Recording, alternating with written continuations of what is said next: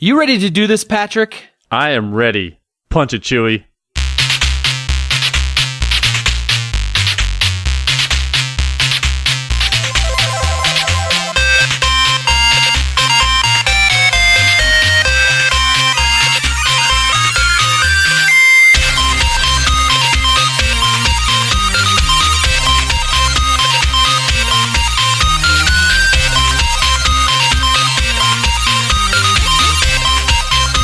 Welcome, super friends, to the Fortress of Nerditude podcast, a safe place to talk about all things in nerd and pop culture. I'm Spencer Stapleton, and my guest co-pilot for tonight is Patrick Novosel. Hello. We're two nerds that just refuse to grow up.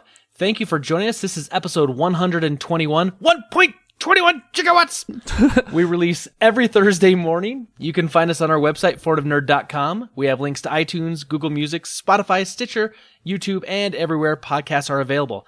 Stop by and relax a while. If you like what you're hearing, hit that subscribe button and get us automatically each and every week in your ear holes. Or just travel back to 1985 and, we'll be kids. It's a good idea. Patrick, 1.21 gigawatts, my man. We are back to the future. I feel like we've been hanging out a ton lately. Right? Right? Yeah, I mean, Seriously. what has it been? Twice? In less than a year? And, well, this now makes it like 3 times in less than a year. Wow, trifecta. I know, seriously. So, super friends, you probably know Patrick Novosel, but if you don't, Patrick is one of the hosts over on the Good Morning Guys podcast, where you guys talk about pretty much, video games? I mean, a little bit of everything. I've been listening and... Yeah, what we talk about is movies, video games, TV, life. Every week we talk about what's going on in our week, a little bit about news if there's something out there we want to talk about, and then we have a topic that we talk about for an hour. And each episode is different. So one week we'll talk about pets. Another week we'll talk about the most recent one we talked about was TV shows. So all about TV shows, the ones we watched when we were growing up, the ones we watched, now, and our top shows we've ever watched. And so it's different every week. Yeah, it's a great podcast. I love listening to all of you guys interact. And I got to say, I'm super jealous of the 4-host podcast format you have. Yeah. Because a show like mine, if a co-host has to leave for a specific reason, it impacts me quite a bit. For sure. If you're in your format, if one had to leave, it would be horrible, right? But at least you'd still have 3 to carry on.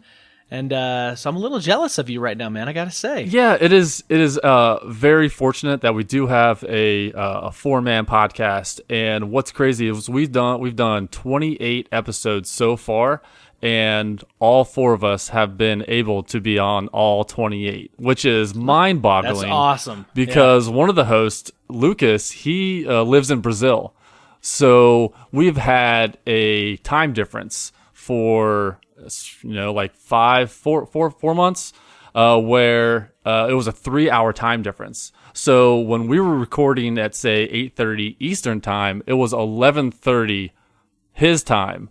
So he was up until 2 a.m. some nights for that long stretch. Now that we sprung forward, I think it's a little different in Brazil where they fall back and we spring forward. So now we're only an hour behind. So it's a little bit easier for us to podcast and a little bit better time-wise.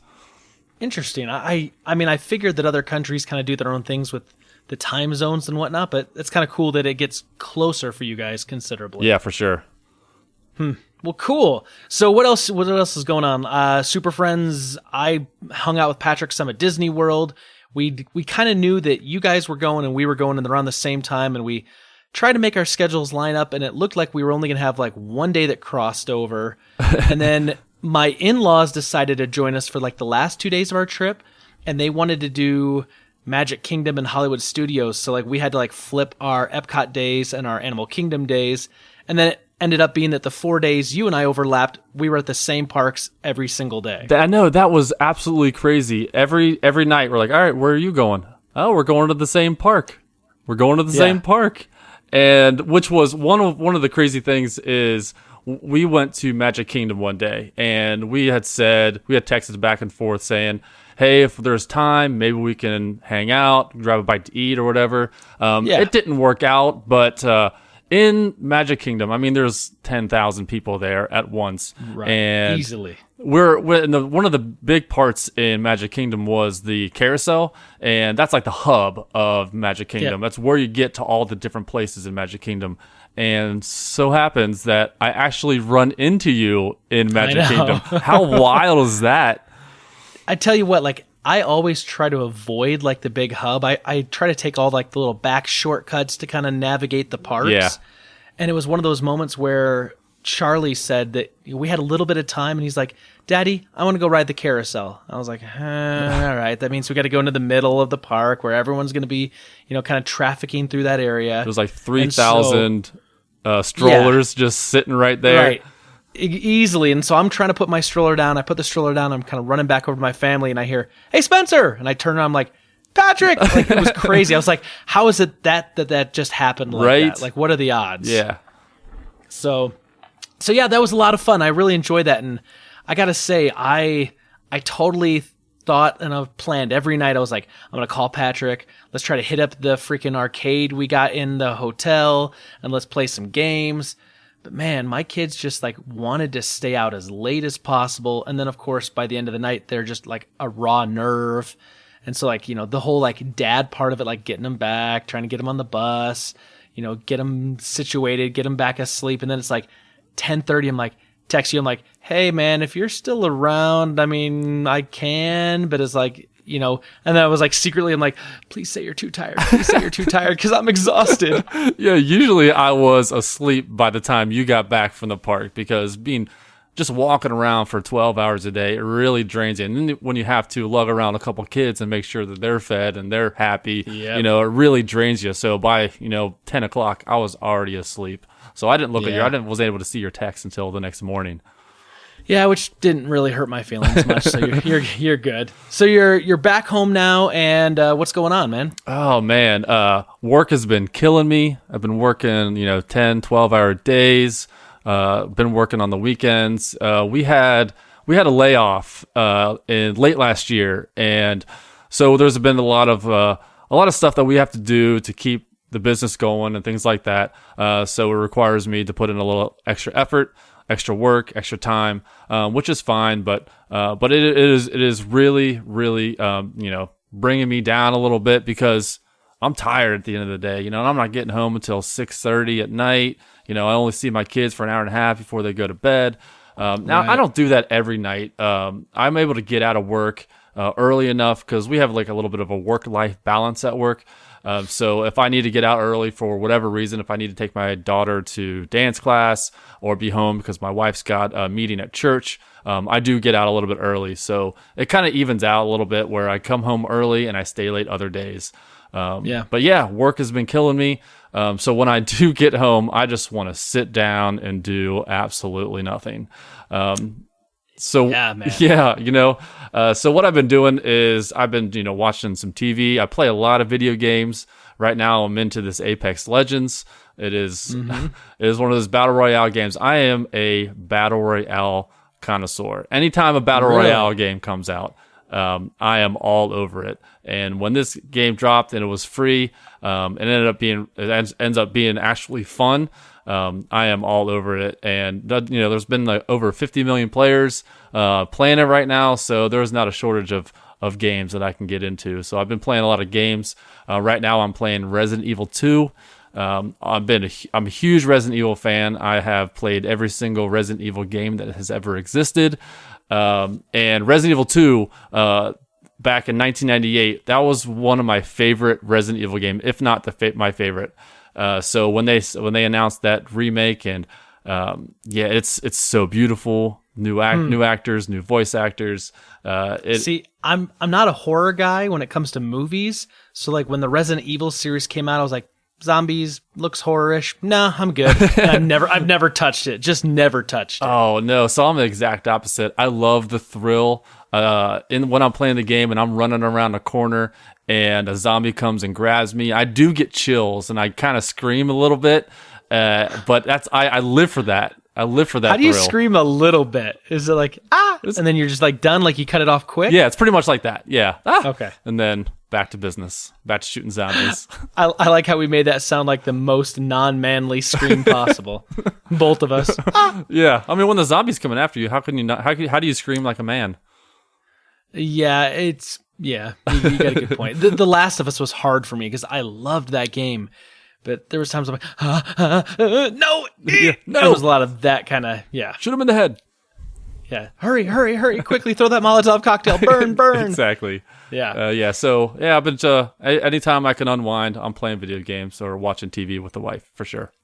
So I found that after I came back from like what I called like the mega vacation, right? Because it was a week at Disney World and a week on the cruise. Yeah. I find that like coming back, it was like it felt like almost a life shift because I was like, I'd gotten used to like vacation life, and especially that last week on the cruise was so relaxing. I was like, I literally felt like I could do that every day of my life if I had unlimited funds. For sure. Yeah. But of course I don't. So what do you mean back you don't? to the grind.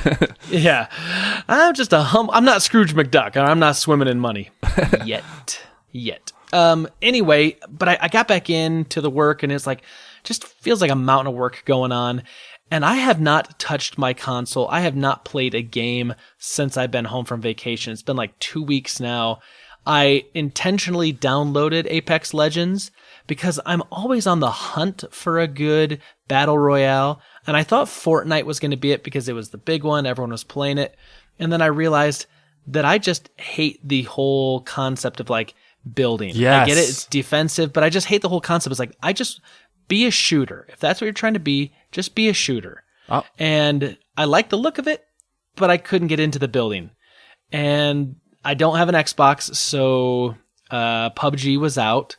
And I played the H1Z1. Yeah. And it just didn't grab me. So I've got Apex downloaded on the PS4 Pro. It's waiting for me. I just haven't turned that thing on since I've been home from vacation. It's been 2 weeks now. Yeah, so I'm the same boat with you regarding Fortnite. It looks like it's a fun game. I mean, everyone is playing it, but I just can't get past the building concept, the building mechanic. So when I picked up Apex Legends, it is such a smooth game. It's so easy to pick up. If you've ever played a shooter before, then you'll be right at home. There's not a lot of inventory management like other battle royale games. So if you pick up an attachment for your gun, it's automatically on your gun. Nice. So you're rarely in your inventory. So it keeps it fast paced. You're able to get into the action more. So yeah, I'm right there with you. Well, I'm definitely have to take a look at it. Last two things I've kind of been doing is obviously it's the middle of March. At the end of May, my motorcycle club puts on this big Fallen Patriot ride. We raise money for the Warriors for Freedom Foundation, to help out kind of vets and their families and active servicemen and women who traditionally are struggling with like PTSD or something else, right? Yeah. Loss of a limb, whatever. And that's like 2.5 months away. So I'm heavily involved. And so like this weekend, I spent a bunch of time putting together some social media stuff, working on the flyer, putting together stuff for what'll end up being like the banner and, doing some website stuff for them. So like I've been hitting that up really hard this last weekend, trying to kind of get things going there. But then today, oh man, the weather is starting to warm up a little bit. We hit right about 58 degrees. Nice. So I came home from work. I picked up the kids, brought them home, got them dinner going. Had to do a little bit of, fathering because, the one boy, Charlie, had thrown some toy at daycare and like almost broke it. And so I had to give him the lecture on like, we don't break other people's stuff. We don't throw other people's stuff. Go to your room. You're in timeout while I'm cooking dinner. You can come down at dinner time, right? Yeah. Kind of being a dad. And then my wife comes home and she says, hey, what are you doing? This and that. And she's like, I need you to run out and go grab me something. I said, sure. And then I remembered, ooh, it's a little warm. Yeah. So I got on the motorcycle and I got it out for the first time this year. Nice. And it was a little chilly. I mean, I probably should have tossed on a jacket or a hoodie or something, but I was just like, I'm riding my t-shirt. And, with the wind, because the wind was still a little cold. But man, it felt so good just to be on my bike again. So I am really looking forward to the spring and being done with winter.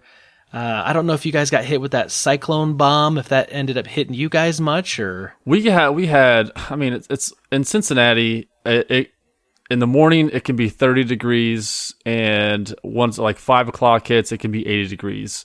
It goes all over the place, and there's like it's the lake effect, right? For sure, yeah, that comes in and it just wrecks Cincinnati, and sometimes it hits us, and sometimes it doesn't because we live right next to a river. So it kind of like sometimes it goes north to us, and sometimes it goes south of us. So it really depends.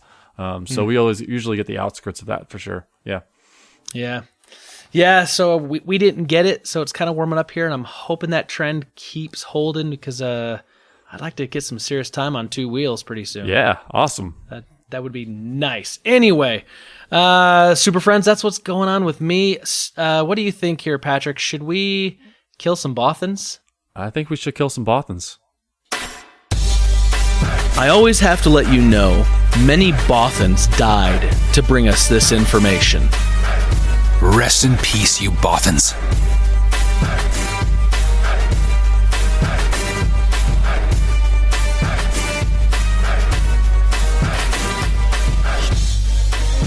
All right, we are into Rebel Intelligence. Patrick, what do you have for me this week, my man? Okay, so for the first story that I have is Iago in the new Aladdin movie, the live-action Aladdin movie coming out in just a couple months.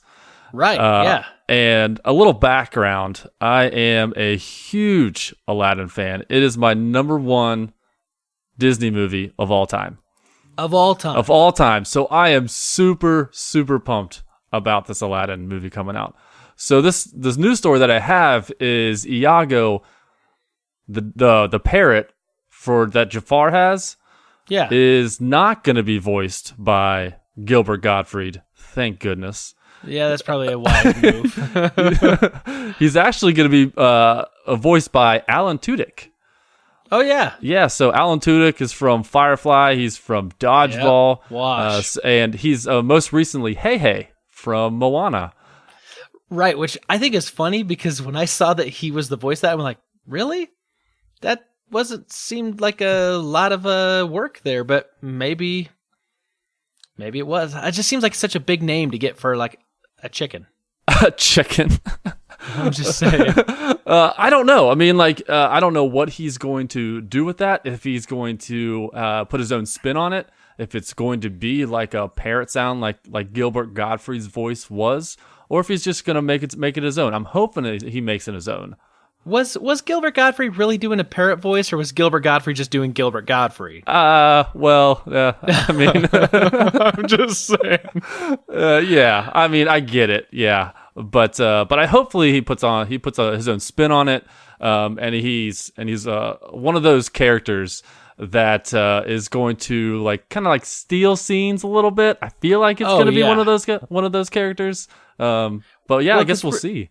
Really, in that movie, I mean, really, it's Iago and it's Aladdin that are kind of the big comedy, the comedy relief, and like the scene stealers, in the animated movie, right? At least, yeah. I mean, like the monkey, Abu, I thought maybe when I was a kid, I was like, oh, maybe he's going to be and at the end of the day, I was like, whatever. Yeah. But so yeah. I'm pretty excited about it. I love Alan. And anything I see him attached to, I'm always interested to see. I mean, he was also the voice of the what was the name of that robot? He was in Rogue One. He was the voice of the robot that's kind of like the intelligence robot that was kind of turned. Okay, yeah, that's right. Yeah, the Resistance. Yeah, super good. So yeah, cool. Cool. He plays a lot of different characters. He is very I don't know what I want to say, but he plays so many different characters. He has a lot of talent in doing so. Yeah, he's got huge range. Yeah, huge range. That's what I'm looking for. Huge range in the amount of characters that he plays. So I think he's perfect for this part. Yeah. Ah, man. That makes me a little more excited than the whole Will Smith thing, because there was the first teaser trailer and everyone was kind of bagging on him. But to hear that Alan Tudyk, I like that. Yeah. I like that a lot. Let me ask you a question, Patrick. Sure. Have you seen any of Netflix Jessica Jones? I've watched season 1. I have not watched season 2 yet. Okay, so you know then who David Tennant plays in the first season. Yeah, he plays Kilgrave, I believe. Yep. Yeah. Yep. So David Tennant, I gotta say, I am a huge Doctor Who fan. And so anytime I see David Tennant, it's hard for me to not think of him as the Doctor from Doctor Who. Yeah. But once again, another actor that has an amazing, amazing range. And when I heard he was going to play the villain in the first season of Jessica Jones, I was like, really? Okay. And my mind started thinking back to, Harry Potter and the Goblet of Fire, where he plays Barty Crouch Jr. Yes. I kind of went, okay, yeah, we see him a little bit, but we'll have to see. And then, oh my, the villain he plays in that first season is just amazing. Like, he's just, any scene he's in, talk about a scene stealer, like any scene he's in, he just chews the scenery. Like, you don't care what else is going on. You want to pay attention to him. He really did, yeah. So he was the main villain in the first one. He only appears in one episode of the second season, and it's more kind of like flashbacks and some mental issues that Jessica's dealing with, and kind of the whole idea like he's still kind of in the back of her mind, even though he's not there anymore and she knows he's gone. He's still always kind of back there just a little bit. And so he only pops up for this one episode. It by far was my favorite episode because David Tennant's just David Tennant. Right. So recently they were asking him because, if you're a fan like me and you've been following any of this, you know that Marvel is canceling these shows, or Netflix is canceling these shows right and left because they don't want to pay for stuff that they know is eventually just going to end up over on Disney Plus. And we do have a confirmed third season of Jessica Jones coming up. And the thing is, everyone's been asking David Tennant lately, like, hey, are you going to be in this last season? Are you going to be doing anything? And he basically is saying like, hey, I'm not in this. I don't know of anything about it. I'm sure it's going to be a great season, but, I don't know anything. Now, this to me could be completely 100% honest, or it could maybe be a misdirect because maybe he's going to do a cameo again like he did for the second season. Here's the thing, though. If they're tying this up, I think it would have been great if they could have found a way to bring his character back to try to kind of tie it off as kind of maybe like a bigger overarching story from the first season to the last season, just knowing that we're not going to get any more of Jessica Jones past this third season. Yeah, I heard that it's going to be canceled after this third season. And David Tennant in the first season, like you had said, he was a scene stealer. He was absolutely awesome. Every time he was in the scene and on screen, you're like, yes, this is going to be a good scene. This is going to be a great scene.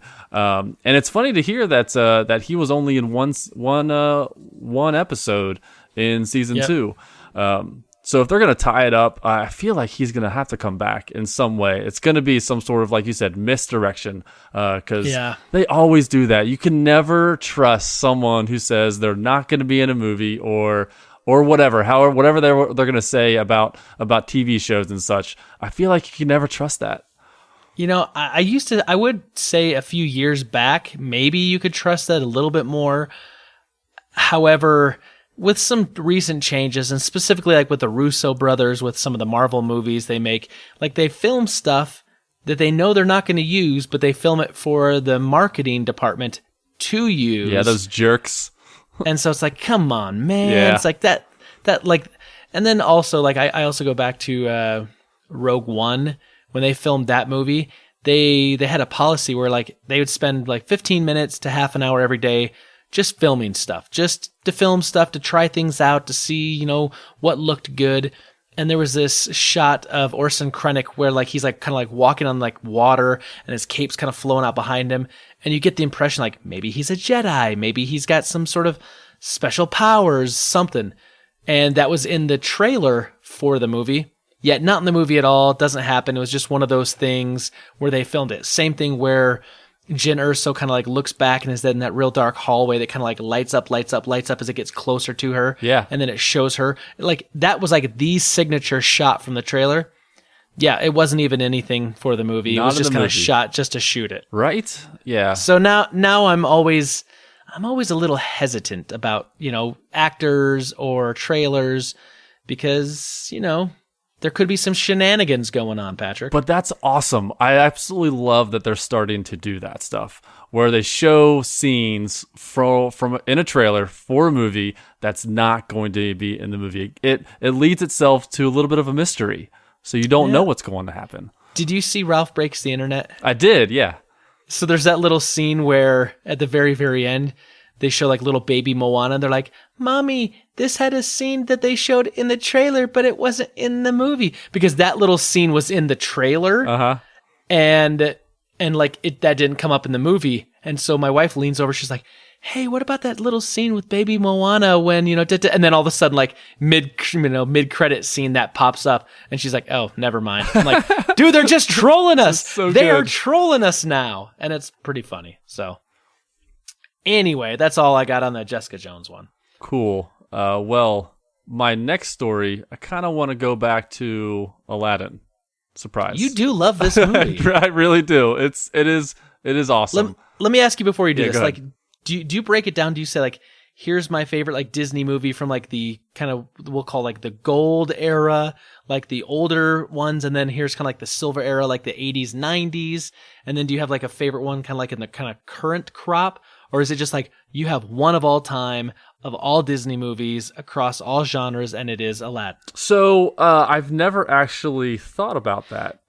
But if I were to separate Disney movies, I would have to separate them between the cartoon and CG together. I would probably lump those together, and then I would separate live action. I would have to do that because there's no way that you can compare those two. Yeah. So I would have to separate those. So of all this animated, so let me break it down. Of all the animated CG Disney movies, Aladdin is my number one of all time. Gotcha. See, I have like anything prior to, let's say like The Little Mermaid, like 1989, I kind of call like the older generation, like the golden era. For me, that's Peter Pan, hands down. Like that's my favorite of the older movies. Okay.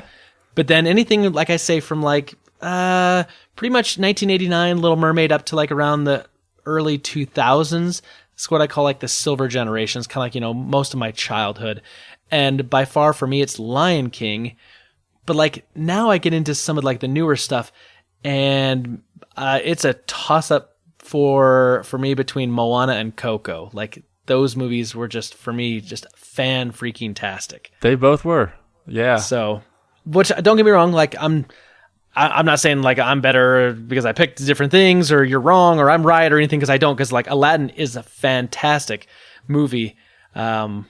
I was just curious because like it's so hard for me to say one only animated Disney. That would be so hard. So I have to break it into categories. Basically, I'm just cheating. Yeah, that's all it is. But see, when I was younger, I would watch all of these Disney movies, these cartoon ones. Nowadays, now that I have two kids, I'm watching more Disney movies again, because when I was in high school and college, I wasn't watching any of these Disney movies anymore. So I'm kind of getting caught up on all the Pixar movies now, because Lucas is pushing me, because he's a Pixar apologist, as he puts it, because he loves Pixar movies. So I'm watching all these ones that I haven't watched before. Like I watched WALL-E and Ratatouille. I think were the two ones that I've watched recently. But yeah, like Moana and Coco, like I didn't watch those in the theater. I actually waited for those to either come on Netflix or on DVD or whatever they came on, and I watched them with my kids. And those are two fantastic movies. So yeah, I love those, like the Wreck-It Ralphs and some of that other stuff. Just real good. I kind of like you. I got to a certain point, like late high school, early college, where I kind of stopped. Like Lilo and Stitch, like I've never really seen all the way through, at least.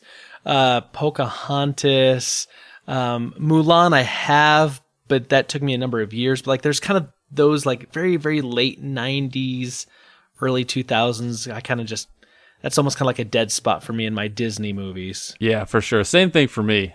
So I have some catching up to with my kids because, I mean, who doesn't love a Disney movie? I mean, come on. Right. So right. Speaking of... Anyway. Yeah. Aladdin. Aladdin. So yes. The Aladdin official trailer dropped last week.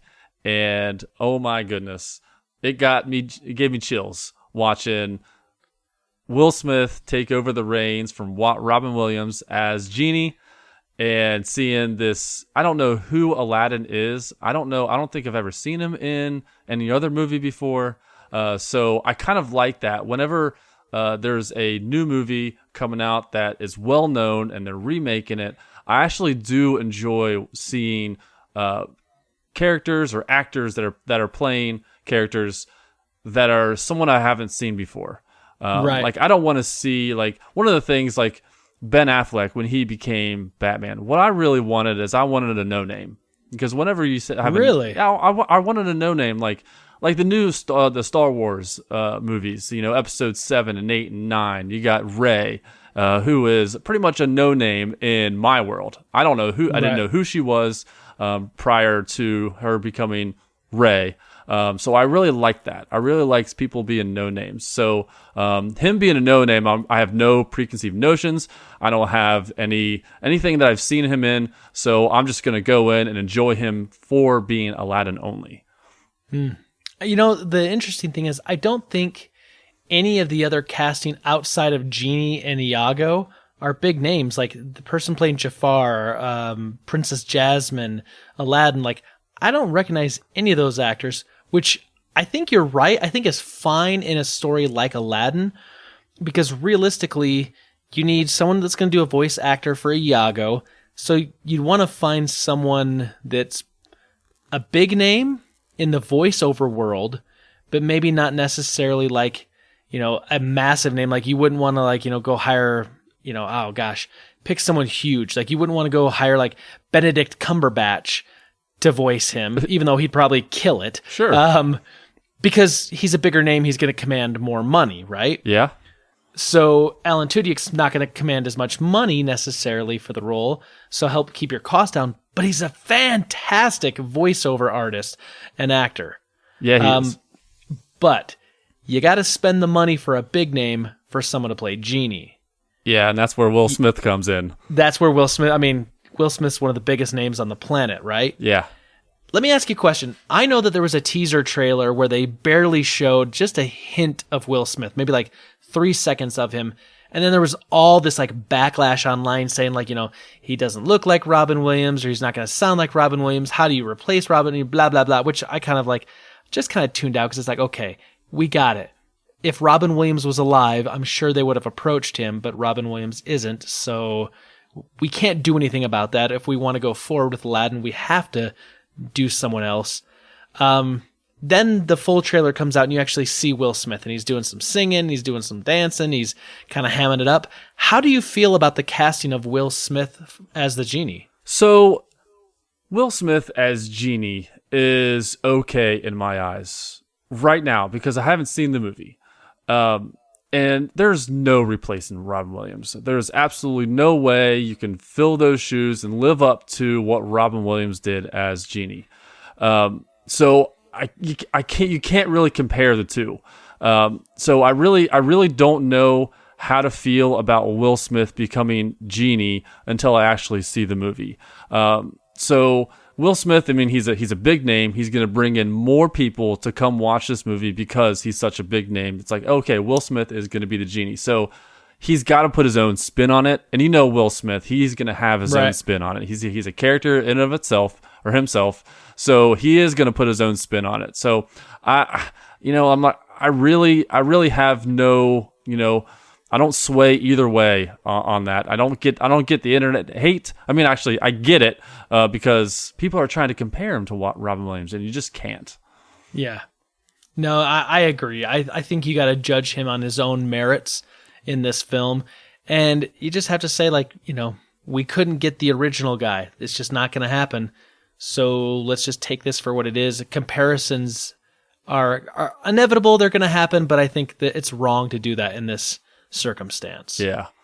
So yeah, this trailer, it came out. So yeah, you hyped? No, I am so hyped because I was wondering if this was going to be more of a grounded story, or if they were going to follow the same story as Aladdin from the 90s. And after watching the trailer, they're pretty much going to go almost beat by beat with what Aladdin was in the 90s. The story was, there were a few things that I saw in the trailer that shows that they're going to be doing something a little bit different.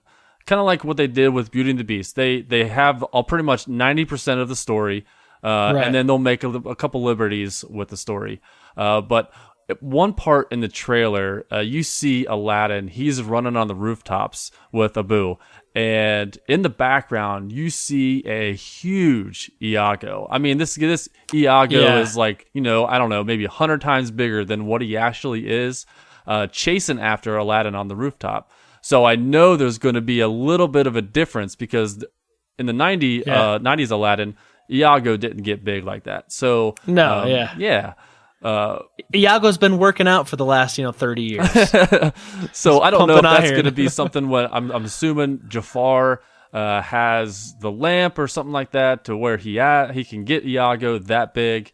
But yeah, so that was one thing that I saw different. But one of the biggest things that I love about Aladdin is the songs, and I was really hoping that they were going to throw the songs in there, and sure enough, they did A Friend Like Me and A Whole New World. I'm like, yes, those are A Whole New World. I sing probably once a week. I sing that all the time. It's one of my favorite songs. Obviously, it's one of my favorite movies of all time. And I'm so glad that they're going to be doing songs just like they did in Beauty and the Beast. Okay, so now I got to ask you this follow-up. So when you're singing A Whole New World once a week, do you do both parts by yourself, or does Melanie join you and do the other part? So it's usually just by myself, because me when I'm by myself, I sing, and I will ad lib or I'll sing the lyrics. So The Whole New World, I sing that all the time. I can show you the world. I just do that all the time. It's so good.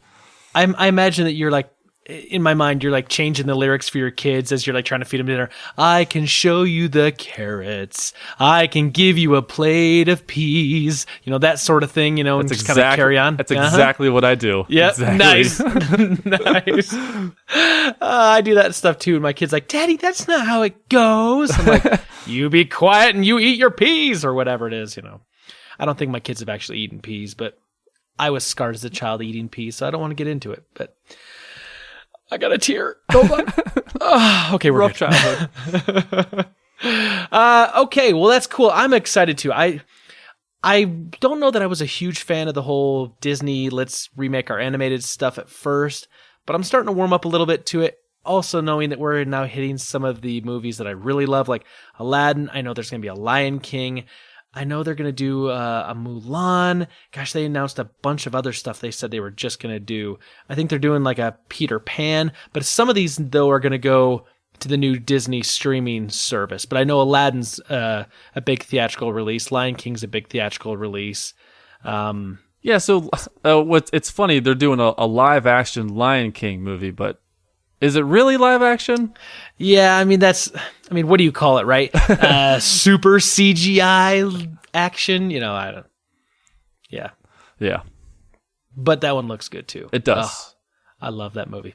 Anyway, let's move on. So I was not a comic book reader of The Flash growing up, but in recent years with the CW Flash TV show, and then with Ezra Miller's take on the Flash and Justice League, I've actually become quite the Flash fan. I actually met John Wesley Shipp, who plays the older version of Barry Allen on the TV show, also played the original version of Flash from like the 90s. Yeah. Met him last year, and that was a lot of fun. He's, a great guy to talk to. I've been starting to read the comics. I've been kind of getting into some of those, the New 52 stuff, take on the Flash. But we've known for a little while now that there's going to be a Flash movie. However, this whole movie has been slowed way down for the production cycle. It was going to be accelerated, no pun intended here, but Ezra Miller is also a big star in the Harry Potter series that's kind of going on. He was in the Crimes of Grindelwald and the Fantastic Beasts. Yeah. Kind of what they're calling it, I guess, because they're gonna all have like different names, right? So apparently, because these movies are doing well and his character's continuing on, they kind of had to push back some of the production for the Flash movie. Well, apparently now there's an issue. Ezra Miller's kind of clashing with John Francis Daley and Jonathan Goldstein, and these are the directors that are currently attached to the project, because apparently they want to take a more light tone of kind of like a Flash story, and Ezra Miller wants to make a darker movie, which is kind of interesting because we know Marvel, they've done these solo movies and then they build to a culmination movie with the big team up, whereas in the DCEU, we had a Superman movie, and then we had a team up, a Superman v Batman, Dawn of Justice, and then we got Justice League, and then like now we're kind of going backwards, right? Like we got the Aquaman after the Justice League. We're going to get a Flash after the Justice League. So it's kind of, it's kind of a reverse thing that Marvel's doing. I'm not a super big fan of this, but I want to see Flash. Like Flash could be awesome. And I'm hoping that, that we're going to get something that's meaty, not just a little origin story, but maybe we get the origin, but like, let's get to a real, something solid you can put your teeth into. So Miller wants to basically write a script, and he wants to take it to Warner Brothers and have them look at it. He's actually teamed up with Grant Morrison, who's a comic book writer who has written for The Flash, and they basically want to tell their own story and then let Warner Brothers decide between the Daley Goldstein kind of vision or Miller's vision. Here's the interesting bit. Ezra Miller only has a holding deal until May.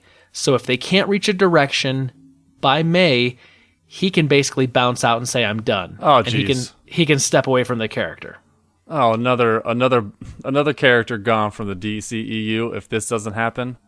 Jeez. Yeah, I mean, we did just lose Batfleck a little while ago. And I know you said you were not a huge fan when he was originally cast.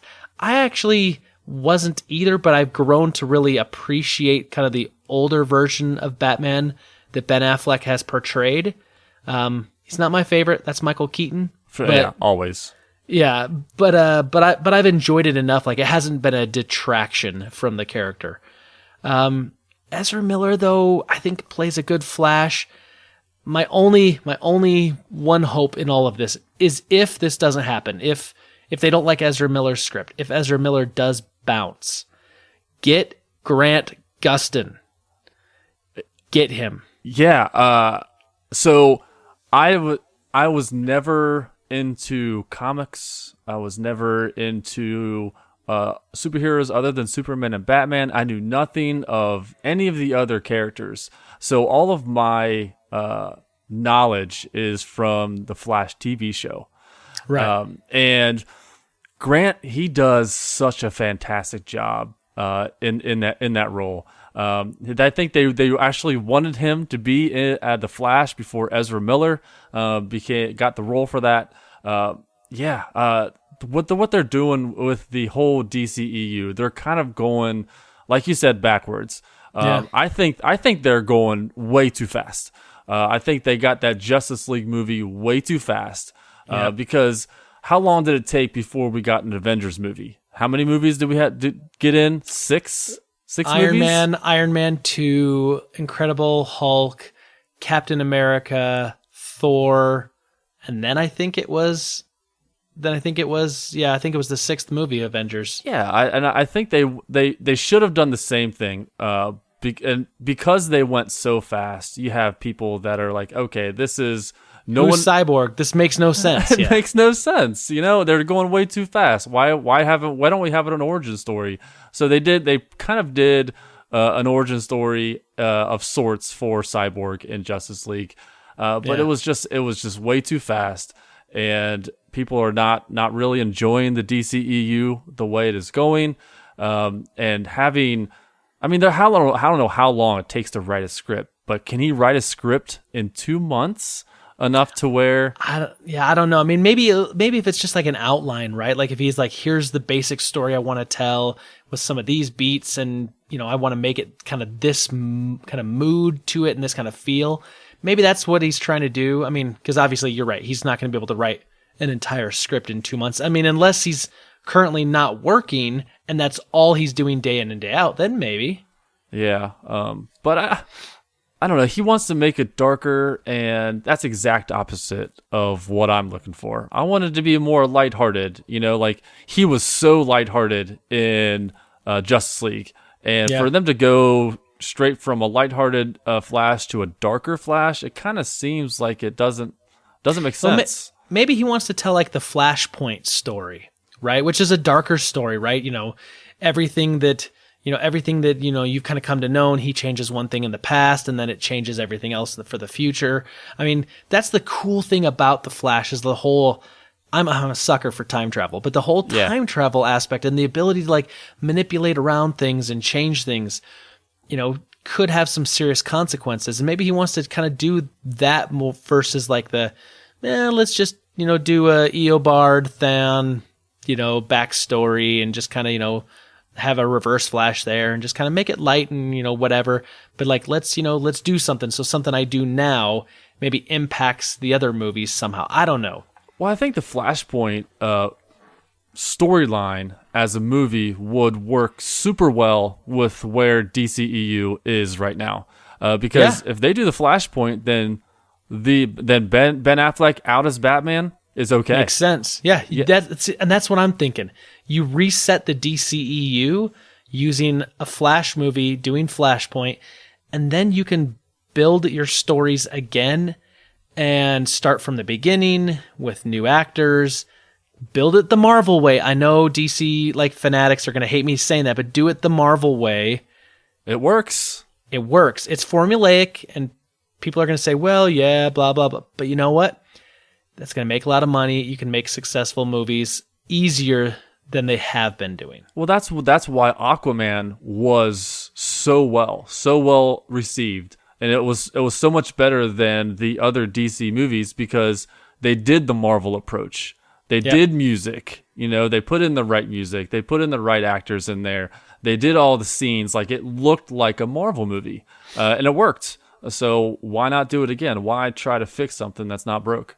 Right. And we're not forgetting Wonder Woman. Wonder Woman was great. Yeah, for sure. But Man of Steel could have been so much more. The Batman movies. I mean, I know technically the Christian Bale stuff wasn't considered part of the DCEU, but we got Batman and Batman v Superman, and that was just a clunky mess. The Suicide Squad. I mean, just Suicide Squad. It's just left so much to be desired. And I also have to say, going back to the whole idea of get Grant Gustin if Ezra Miller drops out, I also had the same feeling when I heard they were going to make Superman Returns, and then they ended up picking, Brandon Roush.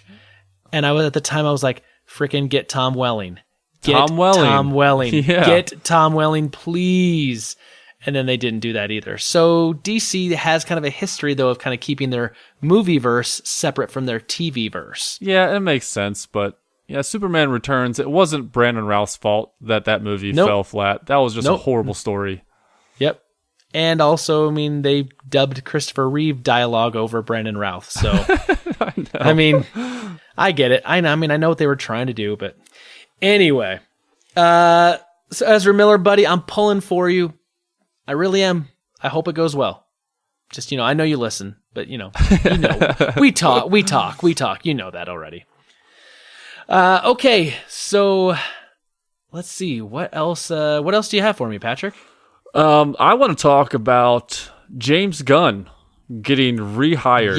Yes, a million times yes. So, this whole story about James Gunn, and last year he got fired from Disney for tweets that were from 2008 to 2012-ish. Yeah, around like a there. decade earlier. Yep. Yeah, and I was reading some of these tweets, and I mean, these tweets were offensive.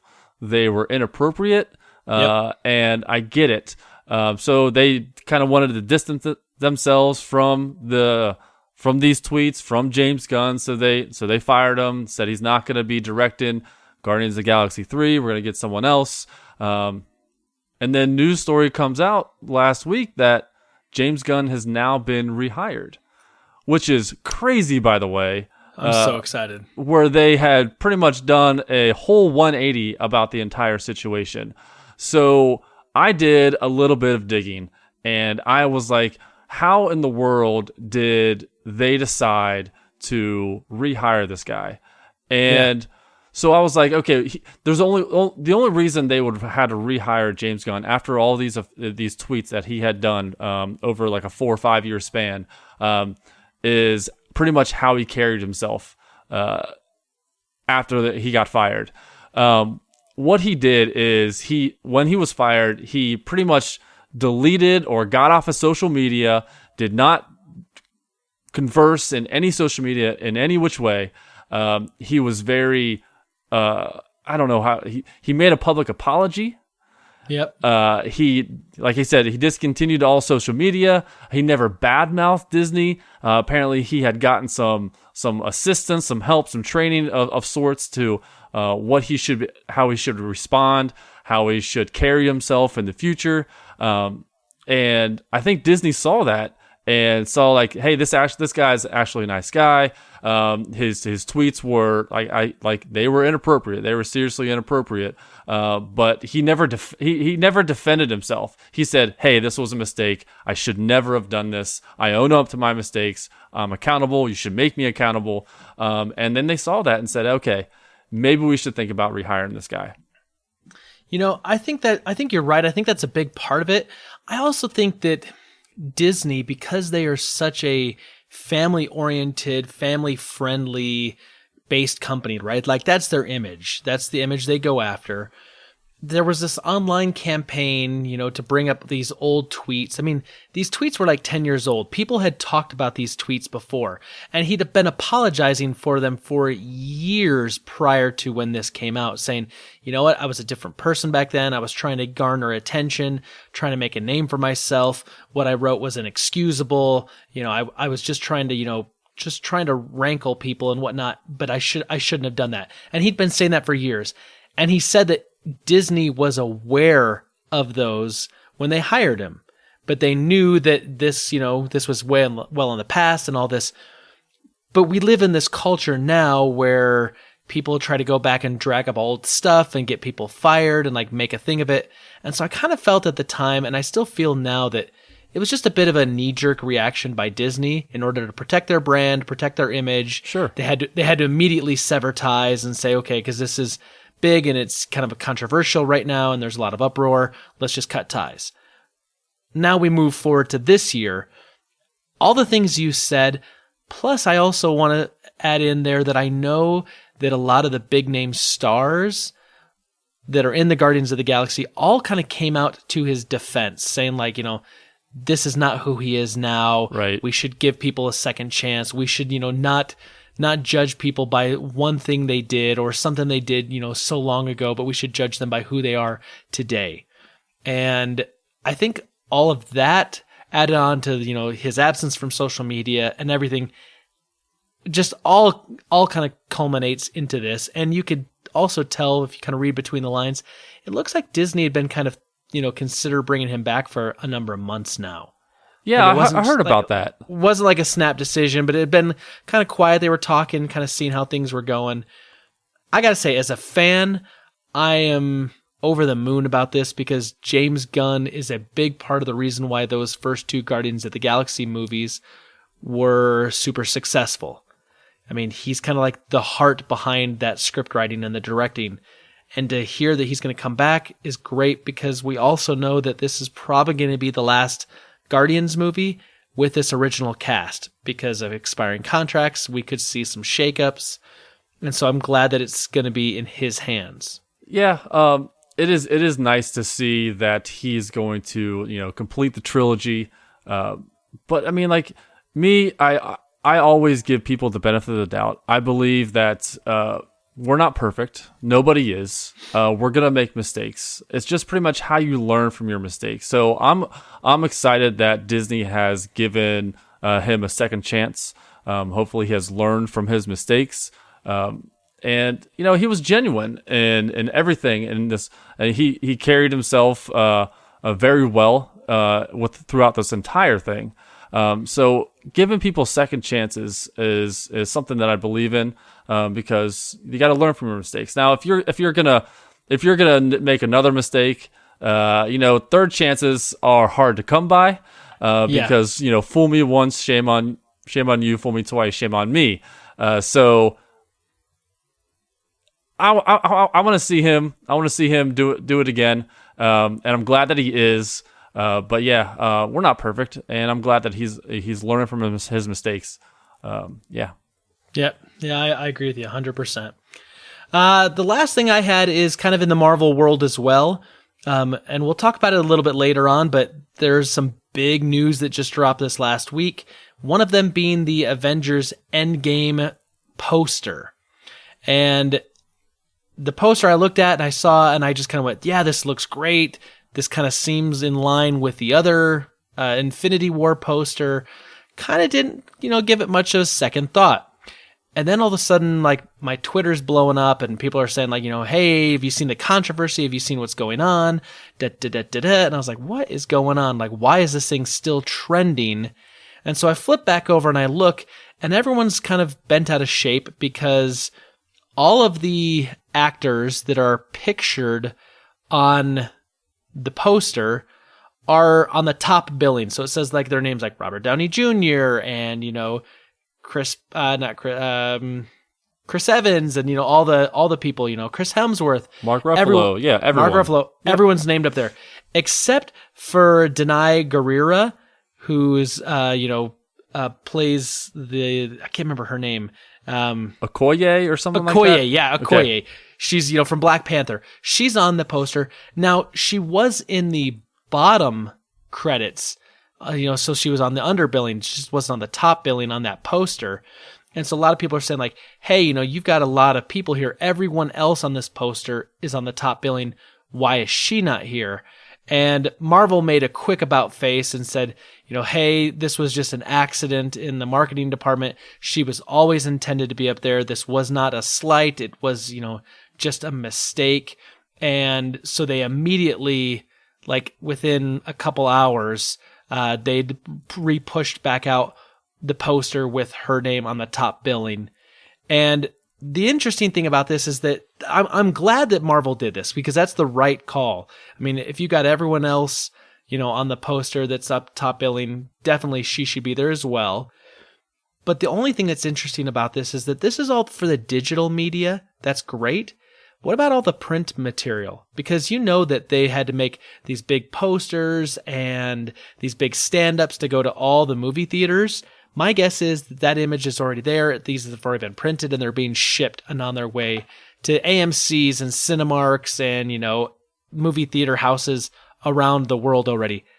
They're not going to pull all that back and reprint all that. That's my guess. You don't think they're going to reprint those? I really think they're going to do that. I really do. That's they millions have the money. Of dollars. They have the money, and they're not going to send that out. You don't think so? Oh my gosh. They pretty much, when they sent out that digital poster and everyone's like, "Hey, you forgot her," and Disney and Marvel, they're like, "Oh, okay, yeah, whoops, let's fix it."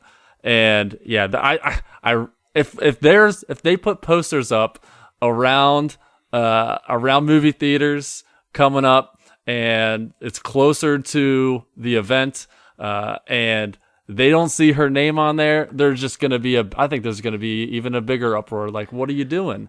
I really think they're going to do that. I don't think you're wrong. I think they've got time to correct that if they have printed, because I'm going to assume. I mean, that movie comes out in just a little over a month. Yeah. I'm going to assume that they've already got the printed materials on the way to movie theaters. They were printed and on trucks before they released the digitals. So they'd have to. That's the thing is like, how long does it take to print all that stuff? And do they how print houses? How much are they going to be working overtime? What's the cost going to be? And getting all that stuff shipped. I mean, that's not going to be a cheap thing. Now, if they sent the digital out first and they dropped it in social media, and then like, okay, now we're going to go to the printers. We're going to put this stuff up a month in advance or maybe 3 weeks in advance. Maybe they haven't printed yet. Maybe they're still okay. But I don't know. I'll tell you what, though. If they did print it and you can get a copy of that poster without her name on the top of it, that's a mistake. It could be worth some money could be. Somewhere down the road. Yeah, but I really think they're gonna reprint those. If already reprinted the old ones, I guarantee they're gonna print the new ones. Well, I hope so. Time will tell. I mean, let's keep our eyes peeled because there could be some money to be made. Peeled. Yeah, there's gonna be back all over social media again. Yes, it will. And I'm assuming that they don't want that because they want this thing to. I mean, this is going to be the big one, right? This is going to be the biggest movie ever. I think they're looking to try to break every single box office record possible. Oh, it's going to happen. I guarantee it. Another guarantee. Another guarantee here in the Fortress of Nerditude. We make lots of them, and so far we've not let you down. Maybe you keeping track? Yeah, I think we're 100%. Awesome. Sure, I'm guaranteeing that we're 100% on our guarantees right now. That was the last thing I had, Patrick. Did you have anything else? No, I think that's it. Okay, so last week we did a movie club, and we went and saw Captain Marvel, and Brita was on the podcast, and we talked about it, and our question was, what did you think of Captain Marvel, and where do you rank this film in the MCU? So I'm going to ask you, Patrick, what did you think of Captain Marvel, and where do you rate that in the MCU? So I really enjoyed Captain Marvel. I mean, it's a Marvel movie, and pretty much there's only a few Marvel movies that I won't watch again.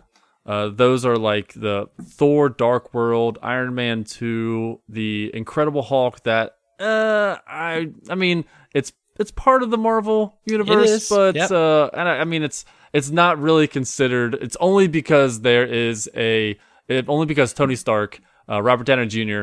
is in the movie, and he's only in there for a split second. And I feel I mean, it was done by Marvel Studios. So. Yeah, but I mean, Mark Ruffalo is not the actual Incredible Hulk, so that one is last on my list. So after I watched Captain Marvel, and thinking back on it, it was really, really cool to see Nick Fury and Agent Coulson back together again. Yeah. It was really neat to see that. There was a whole thing about it was set in the 90s, and there wasn't really many 90s references. I mean, there was music, there's Blockbuster, Radio Shack, Pager, but really, other than that, there wasn't much. I mean, the first 20 minutes they're not even on Earth, and then when they are on Earth, there's not a lot of references to that. So I mean, but there was a Nirvana song on there, and I'm a big Nirvana fan. So when that song came on, that was pretty cool. But overall, I think it was a middle of the road Marvel movie, and a middle of the road Marvel movie is not a bad movie. No, yeah, I know what you're saying. Yeah. Middle of the road movie that's going to make $1 billion+ not a small thing. So after watching it, I also ranked my Marvel movies. It was the first time I actually ranked them, and it was kind of hard to do, ranking them 1 through 21. Yeah. So I actually had them in tiers. I had tier 1, tier 2, and tier 3. Tier 1 was my top 6 movies. Tier 3 was my bottom 6 movies, and then sandwiched in between there were all the other movies where I could pretty much interchange them all. So if I were to rank them, I think Captain Marvel would have been around 15 out of the 21. Okay. It's still in my tier 2. It was sandwiched between Iron Man 3 and Black Panther. So a lot of people love Black Panther. A lot of people didn't like Iron Man 3, but I really enjoyed Iron Man 3. So to be sandwiched between those two and Captain Marvel, it was a really good movie. I really enjoyed it. I really enjoyed it as well, and I kind of made the same argument about the 90s references, and I heard back from some people over this last week who said, well, you forgot about, the CD upload speed and the Alta Vista and, the internet cafe and this and that. And I did just kind of make the point. I said, yes, I agree. There was plenty of 90s stuff in there, but I felt like it was only in the first act of the film. Once you kind of get a little later into the film, it's just kind of easy to forget that it's supposed to be set in the 90s. And that was one of my criticisms, which, don't get me wrong, is not that big of a criticism. No, it's not. I'm just saying that, that aspect kind of fell a little flat for me. Yeah. I did really enjoy it, but I'd probably say that it doesn't crack my top 6 or 8 either. It's probably, if I was breaking it into tiers like you, it'd probably be my middle tier as well. Yeah. A solid movie, but I mean, I'm not going to put it above The Winter Soldier. Oh man, no way. That's like that for me, I think, is my number 1. Oh, really? Number 1, Winter Soldier. I just love that movie. Love that movie. Anyway, I asked the Super Friends, and we got a couple of responses.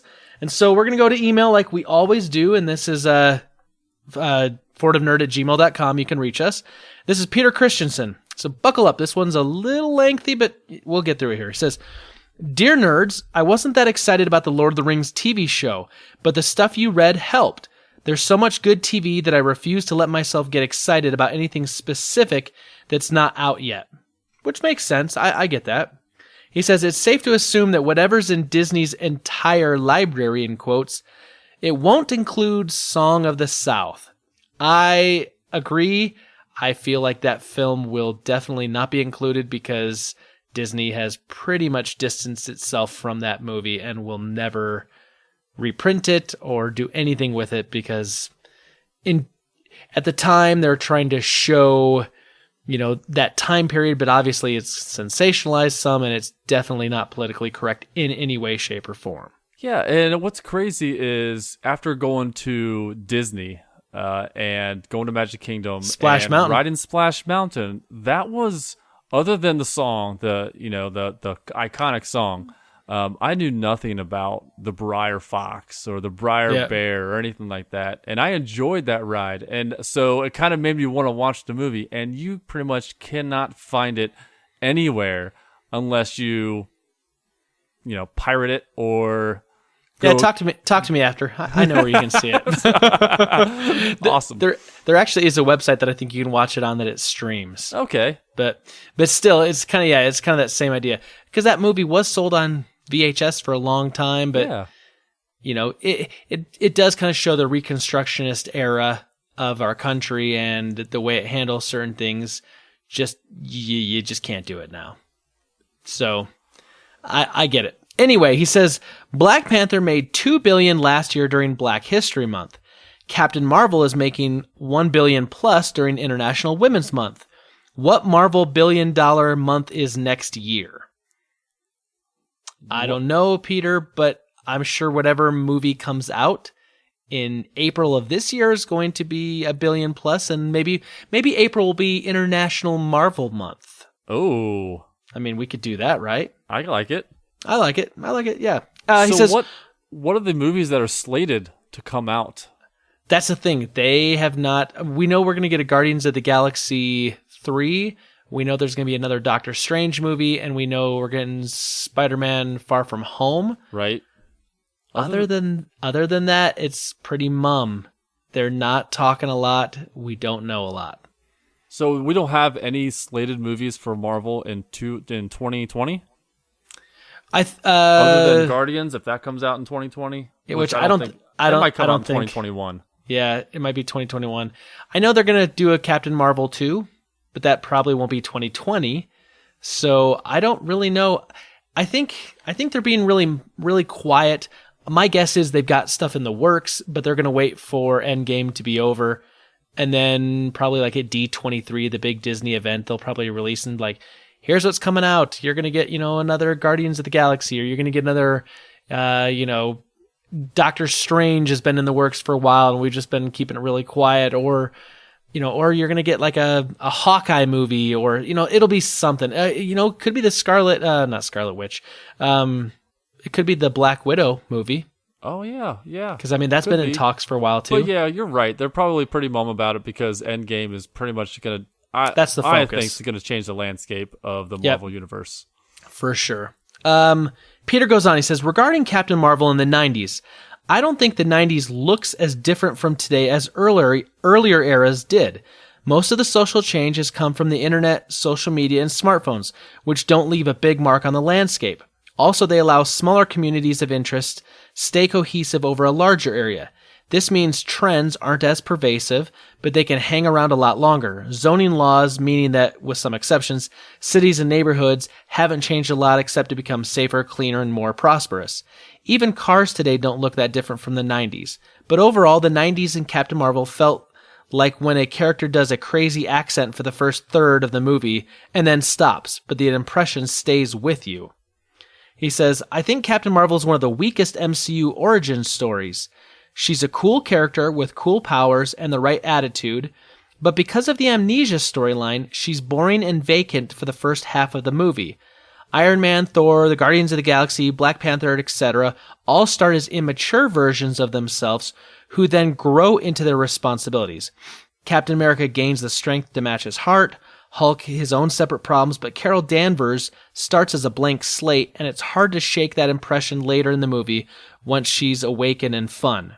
I think for kids that missed the earlier origin stories, newcomers to the MCU, and girls looking for their hero outside of DC, this is going to be an important movie. Brie Larson does a great job once she gets her personality back. Wait, I just realized she's Buzz Lightyear. Movies with women and minority leads have all had to deal with the Gamergate, anti-PC trolls, Ghostbusters remake, Black Panther, Wrinkle in Time. But this movie was extra hated because in the publicity tour, Brie Larson was vocal about the need for more diversity in film critics and writing. She had the gall to not only be a woman, but to speak up for other women. So the trolls tried to bring her down.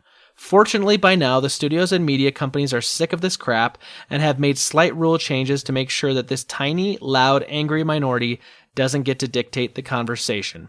Cheers, Peter Christensen. Wow. I like a lot with what Peter had to say. I mean, obviously, I definitely think that the studios have figured out a way to kind of deal with a lot of this stuff. And I didn't mind the focus of, like, she's, I mean, come on. They've got the first female superhero Marvel movie of the MCU. And why would they not try to push that and show that off and, kind of, make it a big thing? I don't buy in with all the other stuff. I do agree, though, with Peter. As far as an origin story kind of goes, the origin story portion's kind of weak because you don't really see her grow into what she needs to be. It's more just like, hey, eventually she just kind of snaps out of whatever she was in. She's always had this ability, right? Whereas, like, you go back to Captain America, the first one, like, he's a wimpy little kid. Like, he does not possess any strength. He's got moral toughness, but he's not actually strong, and he, can't do all the things he does. But then he becomes that, and then he, like Peter said, he does match his heart and that moral strength that he has. See, I think I'm the exact opposite. I enjoyed the fact that she had amnesia only because the rest of the movie had hinged on her having amnesia, because the I don't know. Am I allowed to do any spoilers here regarding? Yeah. Oh, we spoiled it last episode. Yeah. You're good. So, if she never had amnesia, then the rest of the movie wouldn't have made any sense. Because the Skrull, I mean, they ended up being the good guys, and I believe in the comics. I know I don't read the comics, but they're the bad guys. Yeah. The Skrull flip was awesome. So having that, if she would have known that, if she didn't have amnesia, then I believe the story would have been totally different. And her actually not knowing that the Kree were the bad guys, the whole movie would have been totally different. So I actually enjoyed that portion of it. It did take a little bit longer than it should have taken for her to get her memory back. But that was all about the development and the story and with the pace of the story and things like that. I actually think the amnesia was a big part of the movie, and it shouldn't be downplayed. Higher, further, faster, baby. Yeah. Let's move over to Twitter. We've got the Dragon's Lair at Turpin Rich. He says, I loved it. It is one of the best. I always love the Miss Marvel / Captain Marvel. It was a very different kind of story, and I thought they developed it well. Super friends, I love interacting with you each and every week. Thank you for your answers this week. You can always get us at all the usual places. That's our email, forwardofnerd@gmail.com. You can get us on Facebook, which is facebook.com/forwardofnerd. We're Twitter at forwardofnerd. We're on Instagram at forwardofnerd. Or you can also dial in that voicemail number, 801-477-7687, and you can leave a voicemail, and we'll play that and listen to it. Patrick, you know how this goes. You've got a podcast.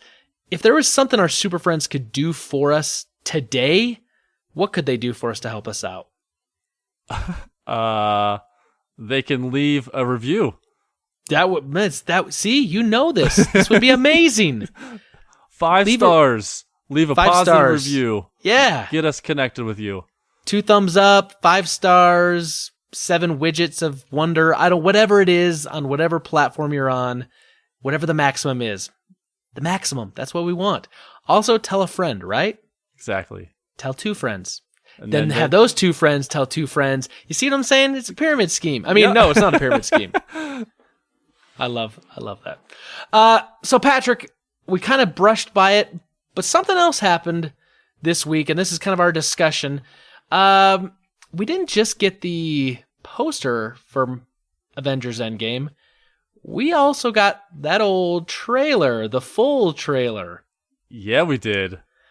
Oh, mama. So when you asked me to guest on this show, I had not watched any TV spots.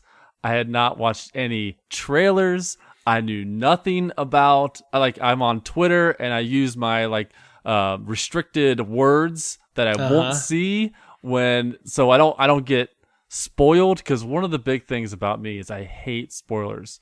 And even TV shows, I hate spoilers. So it's like next week on The Flash. I don't watch those. Yeah. I love experiencing it for the first time in the full glory rather than seeing a trailer. So when you had asked me to guest on here and we were going to talk about Endgame, I had to go against my best wishes, and I had to actually watch this trailer and TV spots and the original trailer. And my goodness, there's some spoilers in here, but the way we had talked about it earlier, Marvel loves the misdirection. And they did that with the Infinity War trailer, when you had all the heroes running in the forest, and you see Hulk up there, and he's running too. Oh, yeah. And he wasn't even in the movie. Nope. Except for the first act. Bruce Banner never hulks out. Never. In the whole dang movie. I was like, you Russo brothers. For sure. So first of all, I applaud you for your dedication to the podcasting craft, that you went against your better wishes so that you could talk about this and have talking points. Otherwise, this would have been a very short conversation. All for the super friends. I appreciate it. They appreciate it. And second of all, I am dying to hear your take on some of these things that we're going to get into, because I've been watching this and been obsessed with this, and knowing that you've now just seen all of this for the first go, I'm dying to hear what your first impressions are on some of this. So let's talk about this trailer. Let's go back. The first teaser trailer, kind of the first one they dropped. I made the comment back when it came out that I felt like they show you literally very, very, very nothing, very little of what potentially could be any story, but it's all based around the emotion that they want you to feel, and that's all that trailer's meant to do. It's the Pixar of trailers. Hit you in the feels. Exactly. Yeah, so the first trailer, it was very short. It was just pretty much trying to get you into the mood that, hey, this is the aftermath. This is what everything just happened. Everyone's down, trying to think about what they're gonna do. And yeah, the first trailer was just like you said, just hitting you in the feels, make you feel like these guys have like no shot at getting everyone back and taking down Thanos. Right? Which I'm glad, because if they would have shown like big battles with Thanos, if we would have seen Thanos, man, that would have ruined it for me. No, so then they dropped this new trailer, and I had read about this trailer. So what I think the Russo brothers and Kevin Feige? I don't know. Feige. Okay. Feige. Trust me, I had to look that up. Phonetically. Yeah. Feige. They both said that a question was asked to them is it true that all of the marketing material and all of the trailers and TV spots are within the first 15 to 20 minutes of the movie? And they said that is mostly accurate. Yeah, I believe it. Now I kind of read into the mostly accurate, meaning some of the scenes that are in this trailer that just dropped are not going to be in the movie. Now that could be, and I'll tell you why, because when this trailer starts off, you see and you hear Tony Stark kind of giving this, kind of this voiceover saying like, man, like it feels like such a long time ago that I crawled out of that cave and I realized I loved you. And it's showing clips from the first Iron Man movie. You see Tony in the desert pulling his, helmet off. You see the little thing that says like proof that Tony has a heart, and showing like the original arc reactor that he had in his chest. Yeah. And so I don't think we're going to be seeing that in the film. Like, I don't think we're going to be seeing, that kind of footage. I think that that's specifically put in there only for marketing purposes. Yeah, and I think so too. It was pretty much because this is the culmination of 21 movies, and they have to like say, hey, this is where we started. This was, he said 1,000 years ago, when he became Iron Man. Obviously not 1,000 years ago. That would be absolutely ridiculous. But yeah, I think they had to show that to like, hey, this is how far we've come. Right, and it's interesting because they show him in that like busted, the first Iron Man suit that he ever builds, or in that cave. And then the next shot they show him with like his current helmet that kind of looks like from the first trailer where he's recording the thing, but it's that like nanotech stuff that kind of like mostly can like heal itself. And so it's kind of that juxtaposition, like here's where he is from the cave to where he's at now. And, saying like, the 1,000 years ago, And so he's kind of given this voiceover, and obviously he's still stuck on the Benatar. And, like you get the impression, right? He's talking to Pepper Potts, because he's basically saying like, I love you. I figured out I loved you. I wanted to surprise you one last time, this kind of thing. And then it transitions and you see Captain America, and you see old footage from the Captain America stuff, and you're getting the voiceover. The interesting part about this is they're also using voiceover, but this voiceover is from Peggy Carter, his kind of, one love of the, the first film that he also sees in the second film when she's, really old. But this is all dialogue she gave during those other films. Right. It's not new dialogue, and they're showing old stuff, and so I think once again, you're right. This is just to kind of build up, like, this is where we're from.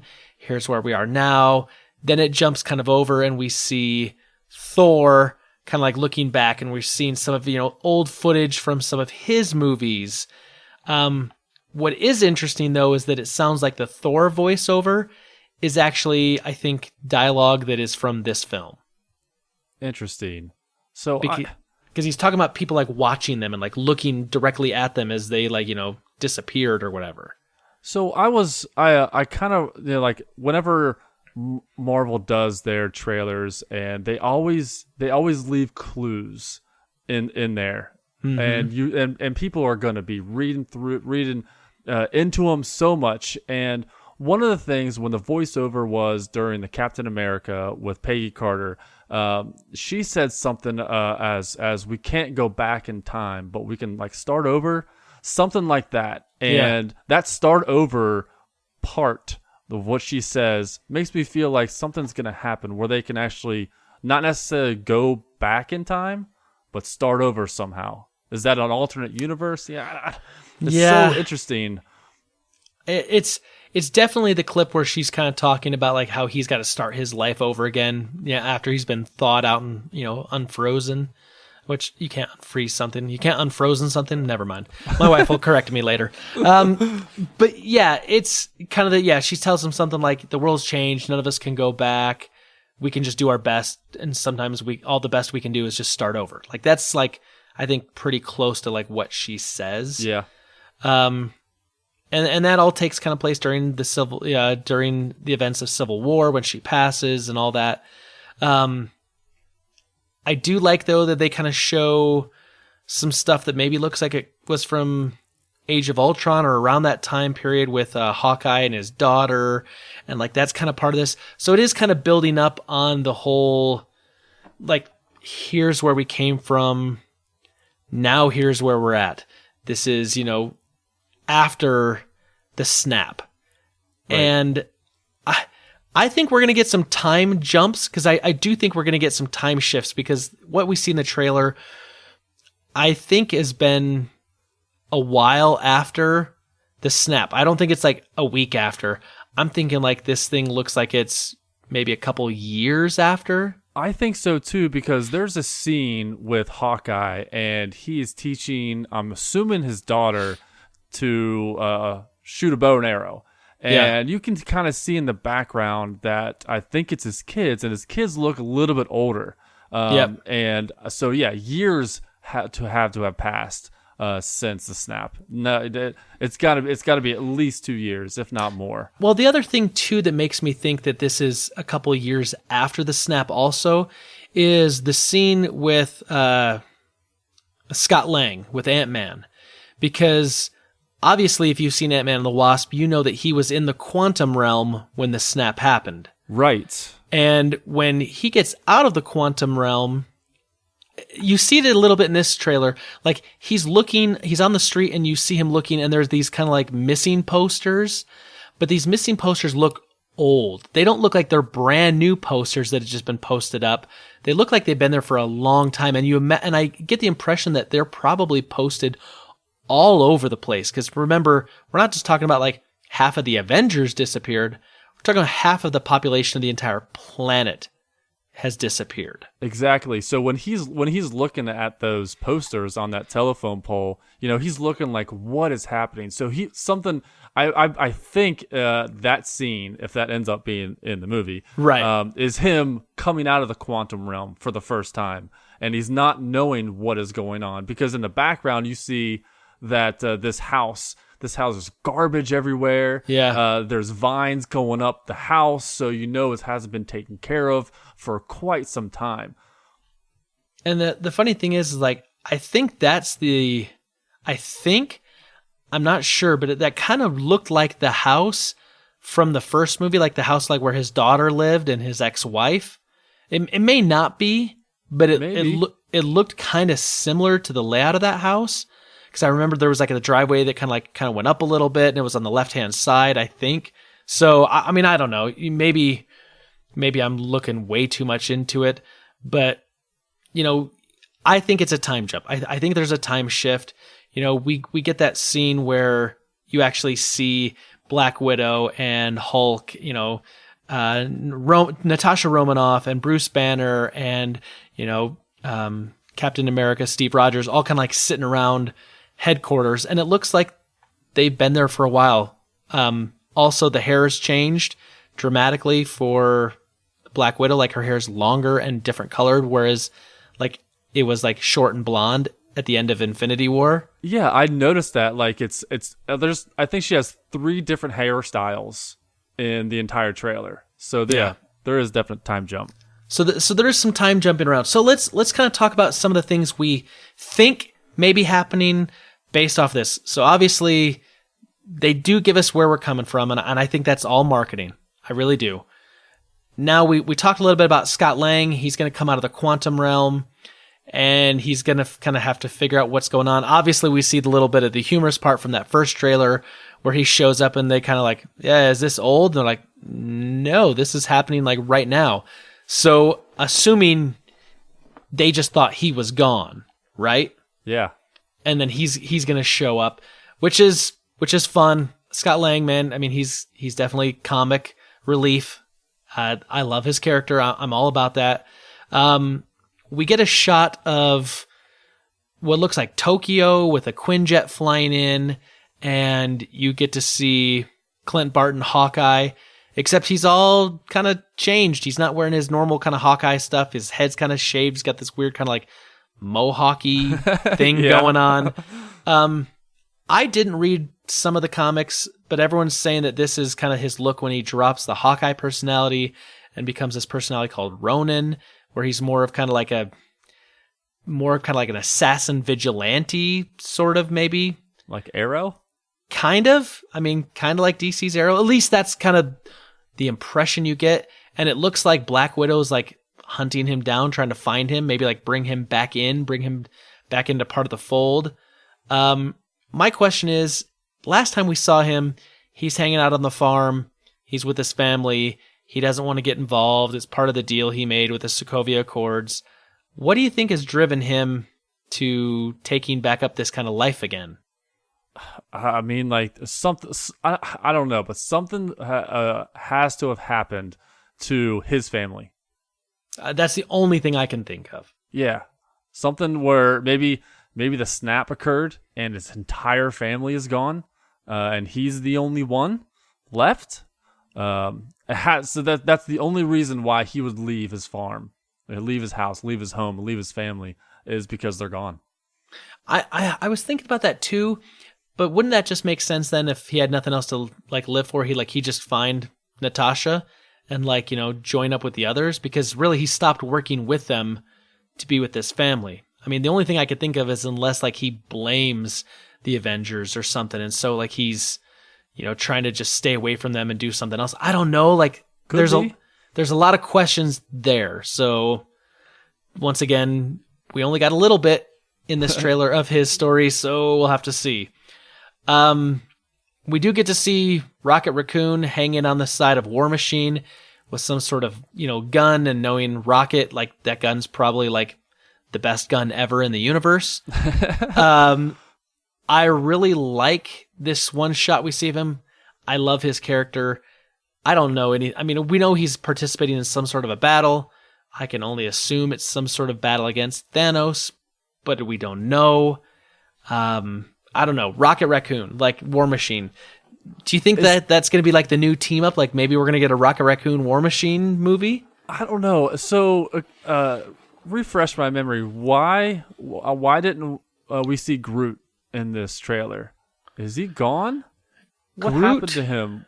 I know he was on that, like, the sun place where Thor got the Stormbreaker.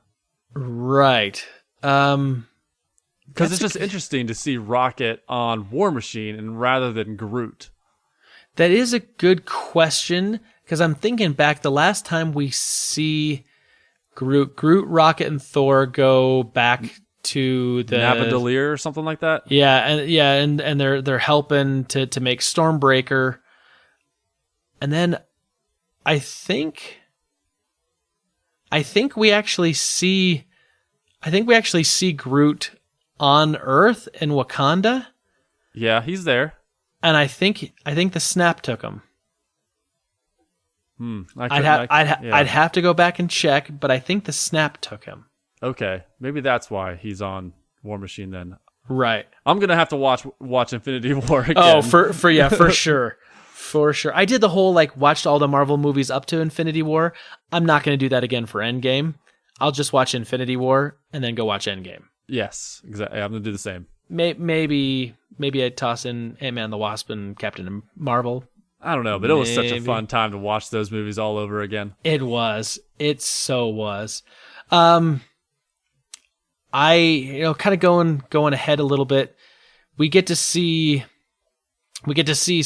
Scott Lang suited up in his Ant-Man suit in Avengers HQ in part of this, which kind of makes sense because we knew he went there from the first little trailer.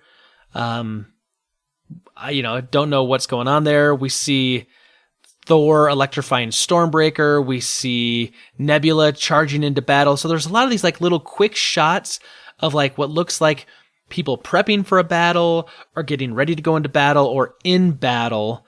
But of course, like there's no way of knowing like what this really is. We could only make an assumption. Now, it is spoilery to say, okay, well, if we see Nebula fighting on what appears to be the same world that like War Machine and Rocket are fighting on, that she makes it off the Benatar. Which, yeah, I mean, and you don't know. I mean, like there are two shots where the Avengers. I think I'm going ahead here in the trailer. Oh man, doesn't matter. Where they're wearing those like space suits. They're like white space suits. And in the first trailer, you see them walking. And you see certain characters, and some characters are missing. And then in this new trailer, you see Tony Stark, you see Nebula, and I think those two were missing in the first trailer. So you never know. I feel like it's gonna be one of those things where in the Infinity War trailer, where you have everyone's running towards something in the forest, and the Incredible Hulk is there. I feel like they're doing the same thing where they're going to have multiple shots just to throw people off. Do you think they're space suits? I think they're quantum realm suits. That's exactly what I think it is too. I think it's something so they can all go into the quantum realm. Yeah, the quantum realm is going to have something to do with this. And that's why Scott Lang is out. He's going to have he has all the technology that Hank Pym has. Yeah, I think they're going to use that somehow to get back to the quantum realm, and I think that's the way that they're going. That's where they're going. The only reason why I think that they're quantum realm suits is Rhodey, War Machine. That's the one thing that kind of tips me off to this, because that and Tony Stark too, because if they were going to go into space, Iron Man in his Iron Man suit can go into outer space. We've already seen that established in Marvel movies. Why would he need to have a special suit? Right. War Machine is basically inside of his suit because it helps him walk. I mean, even though he's like working on that on his own, like he has to have some sort of mechanical thing because his back like pretty much broke. Yeah. So the same logic. If Iron Man can go into outer space, War Machine can go into outer space. So I'm thinking this definitely is a quantum realm thing, because War Machine's in his War Machine, mock-up getup, but it's also kind of the same look as everyone else's suits they're wearing. I mean, unless somehow they just decide, hey, we need to, have a unified front and we all need to wear matching outfits and look like the X-Men from the 90s. I can't see it being anything other than quantum realm tech. Yeah, so if you see everyone walking with this quantum realm, all these quantum realm suits, Tony Stark is on there, and so he must have been, if he is on Earth and he's got this suit on, he had to have been rescued from the Benatar. Yep. So who rescued him? Was it Captain Marvel? I mean, who else would have been able to get out that far? Yeah, and come back. I have a thought on that. I don't think it's Captain Marvel, because I think she's probably going to be hightailing it back to Earth to answer the 90s era pager that she souped up for good old Nick Fury. Yeah. I actually think that it's going to be Valkyrie, because if you remember at the end of Thor Ragnarok, Valkyrie along with Thor and Loki and the remaining Asgardians, they get off.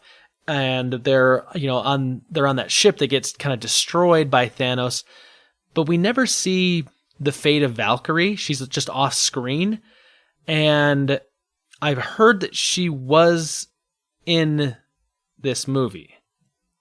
Really? Okay. I've heard that. Now that could be total rumor. So, but if that's the case, it's crazy, and Pepper Potts gets the message from Iron Man somehow, and then just dons one of the suits and just goes out there. I mean, it could be that as well. I mean, that would definitely give her something to do. Like, that's the thing, right? Yeah. Somehow it happens, but I don't know. So I'll be interested to see. The last thing, though, that I kind of want to talk about, because this is going to, kind of the thing everyone's going to want to talk about, is kind of some of the last shot we see in this trailer. I mean, there's so much packed into this trailer, emotion-wise, not a lot of new stuff, but you see Thor, and he turns, and he's looking at Carol Danvers. He puts his arm up. He summons Stormbreaker to her to, like, test her to see if she's going to flinch or whatever. It flies right past her, like, you see her hair move a little bit. She just kind of casually glances down at it to see what it is, and then gives him a little smirk smile. And then he says, like, something like, I like her. I like this one. I like this one. Yeah, that's what he says. And I love the fact that Thor still kind of has that very, like, William Shakespeare delivery, and, like, that's, like, how he talks, like, normally, like, that's Asgard, so it's like, I like this one, whatever. But obviously we know from the very end of Captain Marvel that she comes back to Earth and is in Avengers HQ. We see her again in this trailer, just real briefly. Everyone's speculating online that she is going to be the key to defeating Thanos. Obviously, otherwise, why would they, slot her movie in right before this? They had to get it away in so they could introduce her character. But the interesting thing is when they show Captain Marvel, and then he says that I like her, and she kind of smiles. In the frame is also Black Widow with her short blonde hair. So to me, that says, okay, when the freak is this scene taking place? Is this right after Infinity War when she still has the short blonde hair? Or is this later on? Does she go back to the blonde hair later? I mean, just it's kind of one of those things where, depending on if this actually is in the film, or if the way they film this, or maybe if they just digitally put Natasha in there because he just kind of casually glances over and smiles. Maybe they could have done some trickery. It kind of totally throws off the idea of, like, time-wise, maybe when this is happening. I feel like there is some trickery going on because there's a reason why Widow is just standing there, and you don't see her face. She's just standing there, and I think it's just like either a stand-in or they just superimposed her to be in there. And this could be a scene that is just for fun for a trailer. Yep. I mean, because realistically, he looks over and smiles. Like, that could have just been something that was part of a blooper they shot, and they tossed it in there just to kind of, I don't know. All I know is that this thing is amazing. I am beyond the moon excited for this film. Where are you ranking? Like, tell me. Like, you've seen this now. You've watched all the TV spots. If you were excited before, where are you at now, having seen all these trailers? So, on a scale of 1 to I can't freaking wait. I'm so pumped for this. I knew I was going to see this movie. That's why I didn't need to watch any of the trailers. I just didn't want anything to be spoiled. And after watching this trailer, I still don't think anything is really spoiled. Because that's what Marvel does. They throw stuff out there, get you talking about it, get you hyped about it, and then they throw in 3 more hours that you haven't seen yet. Yes. So I'm super pumped. I heard they talked about possibly even having an intermission for this film. I heard that if there's a movie that is longer than 3 hours, you have to have an intermission. I don't know if that's like an urban myth or something like that, but yeah, I think they were talking about. I heard about that talking about an intermission because I mean, if you're sitting there for 3 hours and you got a large Coke and a popcorn, you're gonna have to hit the bathroom. I gotta go use the restroom. Right? Give me just 2 minutes, Otherwise, I gotta use that Run Pee app. Yeah, I don't. What is that? I haven't heard of this. It tells you when the best time to go to the bathroom is during a movie, and it gives you what's happening during that scene while you're going to the bathroom. Yeah, that is awesome. It's called a Run Pee app. Yep. All right, I'm gonna have to download that tonight. It's a lifesaver. Nice. All right, so that's gonna be my question of the week, not the Run Pee app thing, but my question of the week is gonna be, does this trailer do what it's supposed to? Has it sufficiently hyped you for this movie? So Super Friends, you can answer that question and we will read that next week. Patrick's saying that he's sufficiently hyped. I know I'm sufficiently hyped for this movie. It's one of the, same thing. I can't freaking wait. Can it just be April, 26th now? Yes, please. Just make this thing freaking happen. Patrick, a lot of fun having you on, man. I'm glad we got to do this. You are always welcome to drop by the Fortress of Nerditude. Yeah, thanks for having me. I really had fun. Why don't you let all the Super Friends know where they can find you on the social medias, where they can get a hold of the Good Morning Guys podcast, all that stuff. Okay, so you can find me on Twitter at NovaBeyond, and then you can find the Good Morning Guys podcast on Twitter at the GMG Podcast. You can find us on Facebook, YouTube, iTunes, Stitcher, wherever podcast services are held. You can find us. Just search the Good Morning Guys, and yeah, we are a weekly podcast. We release every Tuesday or Wednesday, depending on if life gets in the way and I can't edit in time. But yeah, every week, Good Morning Guys podcast. Yep, I highly recommend it. It is a fun podcast to listen to. Thanks, man. Well, Super Friends, from all of us here at the Fortress of Nerditude to all of you out there, wherever you may be, may the Force be with you. Always.